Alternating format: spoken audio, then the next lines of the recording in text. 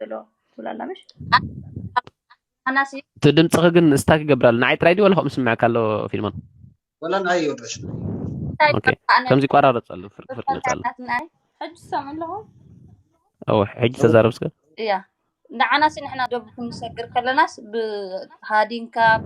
راجل يبر كم دار أي خان تحالفكا ويجلس ويتحد ويكاب تملكات الليون زقطلوا له هو سمع تعرف مالي يا رهرها خم زي لا أبنا هنا بناي شعب زمنا شعب يا مالك رهرها خم زي لن فلتنا خلنا مالك كمون يا آتي ما كندق أساس أبزي ملكاتهم ماتي مخنياتو ولا حتى مسوم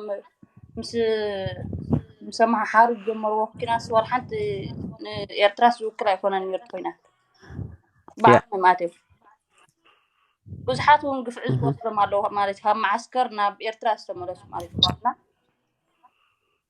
كمون وقتهم دي ما يوصلون جمنا هنا وناي فلتني مالتي وقتهم دي ما يوصلون تهم وتهدرنا يرتراس لا يتفلت يوم سبعة حجسي بمنقف عوردو مالش فلو تكونه بناتنا دي وردوم زلو ويس تجار دي وردوم زلو بمحرم فلو تكونه كتافل زي كنا سي كمي جيري سبكس تجارس بهمي من قد إنك نعنا وي كبلو وي أما عسكري ما تقول بعدهم أصلا زي ربوس أقوهنا بحزن ينزلوا كلهم مالي بخمي من قد سبس زي حجوزنا إلى ما أنت وخزارة بسمعني رخمي لهم كله نوعلات انقسينا وي رقيا من الله نوعلات مسي كلهم أب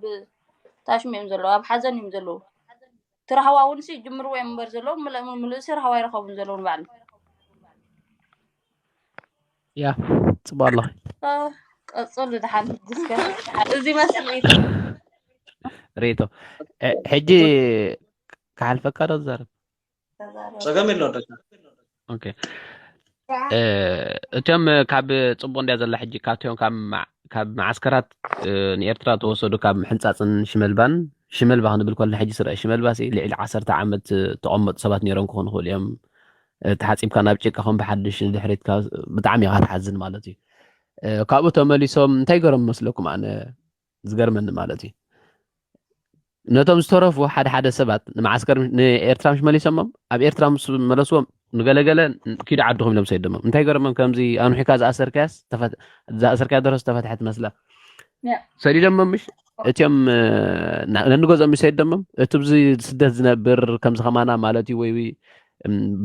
ብብዝሕ እቶም ህግደፍ ተባሂሎም ዝፅውዑ ህግደፍ ዝቐትል ነርቶ ዝኸውን ሲ እንታይ ኮይኑ እንዳ ንዓዶም እቲስ ንምንታይ ሰዲድዎም እዩ ዝብል ዘረባ ነይሩ ሕጂ እዚ እንታይ ህግደፍ ኣንሒ ኣሲርዎም እንታይ ገርዎም ሽዑ 10 ገለ መዓልታት ገለ ወርሒ ጸኒሑ ነንገዝኦም እንዳኸደ ወረቐት ክዕድሎም ጀሚሩ እቲ ህዝቢ እዚ ክግበር ከሎ ግን ዳይሬክተር ወሲድዎም ትሰብ ክፈልጥ እዩ ገፊፍ ወሲድዎም ካብ ማዓስከር ክብሎም እዩ ኣብ ዓዶም ሰዲድ ኣብ ዓዶም ገገዝኦም ሰዲዱን ከም ብሓድሽ ኣሪዎም ማለት እዩ ትዝእረት ኣሪው እቲ ዝሃድን ከም ብሓድሽ ስደት ጀሚሩ ማለት እዩ ነዛ ማዓስከር ዘለዉ ኸ ህግደፍ ንሕና ብዱላት ኢና ከም ኤርትራው ተበደለ ብዱል የለን ማለት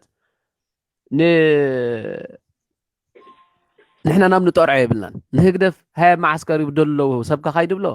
ዘይገበሩ ክገብር ኣይክእልኒ እዚ ኩሉ ሊብያ ሲና እዚ ኩሉ ክንመውት ከለና ንዓና ይግድሶን እዩ ኣፍሪቃውን መይቶም ጥራይ እዚኣ እያ ትሓልፍ ሕጂ ንሕና ናብ ምን ክንጠርዕ በቃ ለመንቲ ስኢልካ ናብ ኣሜሪካ ንዕሰብ ኩንና ንሱ ሰላማዊ ሰልፊ ተበልካ ክንደይ ተኻይዱ ከማን ዞም ናይ ትግራይ ኣብዚ ሕጂ ዝነበረ ኩነታት ሰልፍታት ዓለም ሰሚዓቶም ልዕሊ ኤርትራ ንዕኦም ትፈልጥ ሕጂ ኤርትራ ሃገር ካብ ትበሃል 30 ዓመት ኮይኑ ንህለ ካብ ንኤርትራ ንትግራይ ትፈልጥ ዓለም ኣብ ሰዓት እዚ ማለት እዩ ንሕና ካቶም ተበደሉ ድምፂ ወዲ ሃገር ወይ መንግስቲ ለና ኢልካ ተኣመን ዘይትኽእል ናብ መንግስቲ ጠሪዕካ ክትድሕነሉ ዘይትኽእል ኣብ ከምኡ ዓይነት ደረጃ ንነብር ህዝቢ ኢና ማለት እዩ ስለዚ ንሕና ነብስና ባዕልና ኢና ክነብራ ንኽእል ባዕልና በቃ ሕጂ ኻ ናበይ ከይድካ ክትጠርቅ ቀታሊና ባዕል ቀዳማይ ናና ሻዕቢ ህግደፊ ባዕሊ ቀታሊና ኣብ ዝኸድናዮ ሂወት ኣብ ንነብሮ ቀታሊና ንሱ እዩ ኣብ ስደት መፂኻ ወረቐት ክትሓትት ካብ ሃገርካ ሰልዲ ከፊልካ ምፅእ ዝብል ወረቐት ክንደይ እንድያ ዘላ ናይ ጥምቀትን ናይ ምንታይ እንዳተሓተተት ካብ ስድራ ተፈላለያ ኣብ ኢትዮጵያ ናብ ኣውሮፓ ትነብር ብሰንኪ ወረቐት ንዑ ከም ንእስያስ ሃገራዊ ዶ ተደበሉ እንዳበሉ ካብ ቀሚጦም ካለ ክኾኑ ዝፍትኑ ኣነ ሃገራዊ ይኽብል እንተዳ ኮይኑ ሰብ ኣበይ ናይ ቦታ ኮይኑ ሃገራዊ ዝኸውን ኢልካ ትሓስብ ኣለካ ስለዚ بتخكل حزب تግራይ ንህዝቢ ኤርትራ ይብድሎ ኣሎ ማዓስከራ ዘሎ ኢልካዛረብ ተዳህም ጓሲ ማዓስከር ማለት ሌላ 15 ዓመት ዝነበረ ማዓስከር እዩ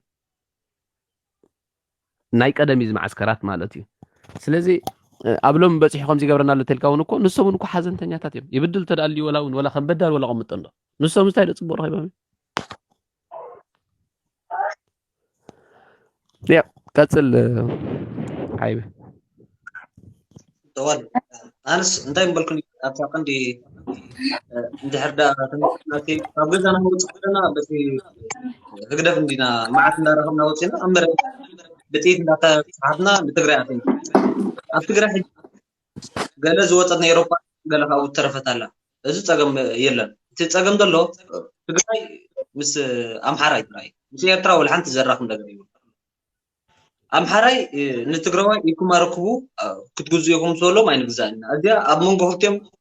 ترليم يقاتل ترليم يقاتلوا زكالي أتي يتراو أتيو